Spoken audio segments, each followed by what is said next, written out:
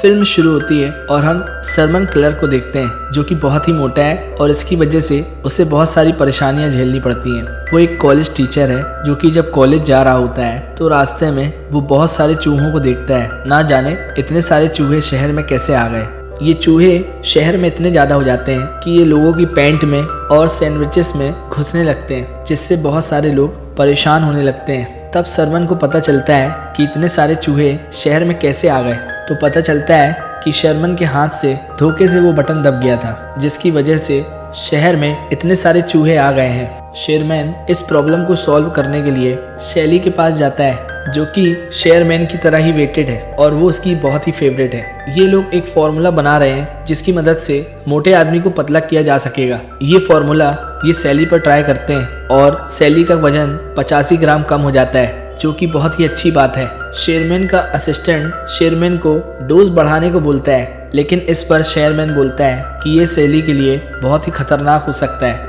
अब हम डीन को देखते हैं जो कि शेरमैन का बॉस है। डीन कहता है तुम लोगों के चूहा कांड के बाद हमारे साइंस डिपार्टमेंट ने बहुत सारे फंड्स खो दिए हैं। वो कहते हैं हार्लर नाम का एक आदमी कॉलेज को $10 मिलियन डोनेट करने को बोलता है और डीन कहता है ये हमारे पास आखिरी आदमी है जो हमें पैसे दे रहा है और अब तुम लोगों को बहुत सूझबूझ से अपने एक्सपेरिमेंट करने होंगे। कोई भी गलती बर्दाश्त नहीं की जाएगी। एक चूहा डीन के रूम में होता है और वो उनकी चाय पर पॉटी कर देता है। शेरमैन उन्हें रोकने की कोशिश करता है लेकिन वो चाय पीने लगते हैं। अरे छी छी छी, ये मैं क्या देख रहा हूँ। शेरमैन बोर्ड पर पढ़ा रहा होता है लेकिन उसके मोटे पेट की वजह से नीचे का लिखा हुआ मिट जाता है और वो उसकी शर्ट्स पे लग जाता है। ये देख स्टूडेंट बहुत हंसने लगते हैं। ये सर तो बहुत हेटी करवा रहे हैं। इसके बाद हम एक टीचर को देखते हैं जिसका नाम मिस कार्ला है और वो शेरमैन से मिलने आती है। अब आपसे क्या छुपाना, शेरमैन को ये मैडम बहुत ही अच्छी लगती है। अब हम शेरमैन की फैमिली को देखते हैं जिसमें लगभग सभी लोग वेटेड हैं और उनका वजन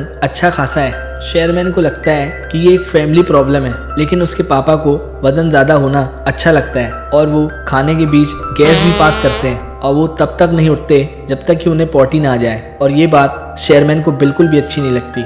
वो अपनी माँ से बोलता है मैं इतना मोटा हूँ, मुझे बिल्कुल भी अच्छा नहीं लगता। उसकी माँ बोलती है बेटा मोटे होने से कुछ नहीं होता, दिल साफ होना चाहिए जो कि तुम्हारा है। ये सब सुनकर शेरमैन बहुत ही मोटिवेशनल फील करता है और अब वो कार्ला के घर चला जाता है और वो उससे उसके साथ डेट पे चलने को पूछता है। इस पर कार्ला भी उसे हाँ बोल देती है और वो बहुत खुश हो जाता है। जब वो घर आता है तो वो खुशी के मारे झूम रहा होता है। उसे यकीन नहीं होता कि ऐसा भी मेरे साथ हो सकता है। शेरमैन टीवी देख रहा होता है और उसमें एक खिलाड़ी फाइट जीतने के लिए यस आई कैन बोलता है और उसके बाद वो खिलाड़ी खेल जीत जाता है। अब शेरमैन भी ठानता है कि वो अपना वेट कम करके रहेगा। इसके लिए वो डांस क्लासेस और जिम ज्वाइन करता है और वो इसके लिए बहुत मेहनत करता है। वो पतला होने के लिए बहुत सारी टेक्निक्स आजमाता है। इसमें अपन लोगों की फट जाएगी।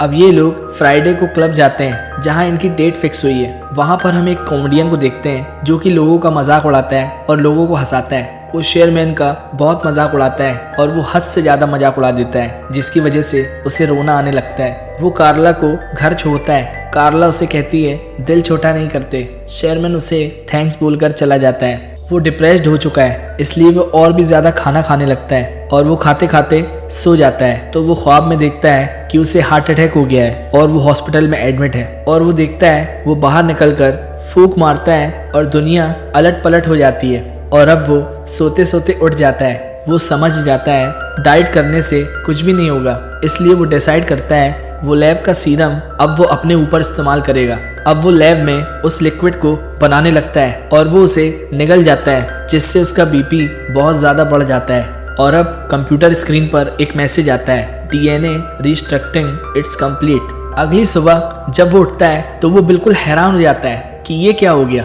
और वो खुशी के मारे झूमने लगता है। वो सबको दिखाने के लिए दौड़कर बाहर जाता है। वो शॉपिंग मॉल भी जाता है। जब वो लैब में काम कर रहा होता है, कार्ला वहाँ शेरमैन से मिलने आती है, लेकिन वो उसको नहीं पहचान पाती।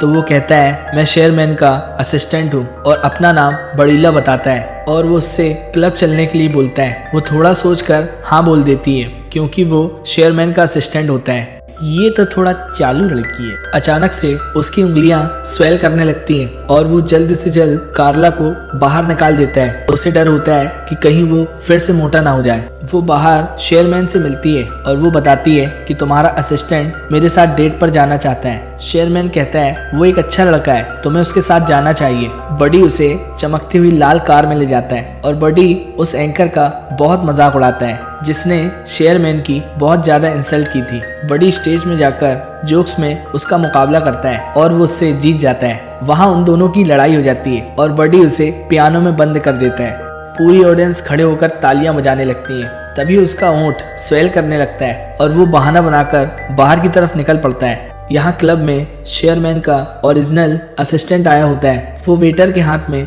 शेयरमैन का कार्ड देखता है। वो उसके पीछे जाता है और वो कार के अंदर देखता है बडी के लिप्स बहुत ज्यादा स्वेल कर रहे होते हैं और तब असिस्टेंट समझ जाता है कि ये शेयरमैन है और उसने वो खतरनाक लिक्विड यूज किया है। अब उसे उस कार से बाहर निकालने के लिए कार को काटना पड़ता है। शेयरमैन कॉलेज पहुंचता है तो उसकी क्लास बिल्कुल खाली होती है। वहाँ पर डीन बैठा होता है और वो शेयरमैन से बोलता है कि बडी ने तुम्हारे नाम पर वो लग्जरी कार क्यों ली है। वो कहते हैं मुझे इससे कोई मतलब नहीं, लेकिन तुम्हारी गलती की वजह से मेरे सबसे बड़े इन्वेस्टर हार्लर को कोई भी दिक्कत नहीं आनी चाहिए, नहीं तो मैं तुम्हारी जान ले लूंगा। शेयरमैन कार्ला को अपनी फैमिली से मिलाने डिनर पर ले जाता है। कार्ला को उन लोगों की हरकतें थोड़ी अजीब सी लगती हैं। शेयरमैन के फादर अपने पिछवाड़े से थोड़ा बहुत बम धमाका भी कर देते हैं। ये हरकतें कार्ला को अजीब सी लगती हैं। शेयरमैन उसे घर छोड़ता है और अपनी फैमिली की तरफ से माफ़ी मांगता है और अब कार्ला बोलती है मुझे बडी की कॉल का इंतज़ार है और वो वहाँ से चली जाती है। अब शेयरमैन लैब में होता है और वो सिरप को पीने वाला होता है ताकि वो कार्ला से मिल सके। उसका असिस्टेंट उसे ये सब करने को मना करता है क्योंकि अगर उसने बार बार ऐसा किया तो वो बडी ही बन जाएगा और कभी भी शेयरमैन में बदल नहीं पाएगा। लेकिन वो वहाँ से चालाकी से बाहर निकल जाता है। जहाँ हार्लर शेयरमैन का वेट कर रहा होता है। डीन बडी को वो सीरम का आइडिया बताने को कहते हैं। बडी वहाँ बताता है कि कैसे मोटे इंसान को पतला किया जा सकता है और सारा क्रेडिट वो अपने नाम करा लेता है जो कि शेयरमैन का होता है। कार्ला ये सब देख रही होती है और उसे इस बात का बहुत बुरा लगता है क्योंकि इसके पीछे रिसर्च शेयरमैन की होती है न कि बडी की। वो उसे क्रेडिट वापस लेने को कहती है लेकिन वो साफ इनकार कर देता है और उसे कहता है मुझे तुम्हारी भी ज़रूरत नहीं है और कार्ला गुस्से में वहाँ से चली जाती है। शेयरमैन जब कॉलेज जाता है तो डीन उसे बताता है कि तुम फायर कर दिए गए हो, तुम्हारी जगह बडी को रख लिया गया है और अब वो हताश होकर घर आ जाता है। वहाँ वो टीवी ऑन करता है लेकिन धोखे से VCR बटन दब जाता है और अब हम बडी को टीवी पर देखते हैं जो कि शेयरमैन का मजाक उड़ा रहा होता है। वो बोलता है कि उस लिक्विड के बिना वो कुछ भी नहीं। शेयरमैन को गुस्सा आ जाता है और अब वो सारे सीरम को डिस्ट्रॉय कर देता है। शेयरमैन एक ड्रिंक पीने लगता है लेकिन वो सीरम उसमें भी डली होती है जिसे बडी ने मिलाया है। अब क्या था, ड्रिंक पीने के बाद वो बडी में बदल जाता है। उसका असिस्टेंट कंप्यूटर पर देखता है तो उसे पता चलता है कि शेयरमैन का टेस्टोस्टेरोन लेवल बहुत ज़्यादा हाई हो गया है जो कि उसके लिए बहुत ज़्यादा घातक है। अगर अगली बार उसने ऐसा किया तो वो कभी भी शेयरमैन में नहीं बदल पाएगा, वो हमेशा के लिए बडी में तब्दील हो जाएगा।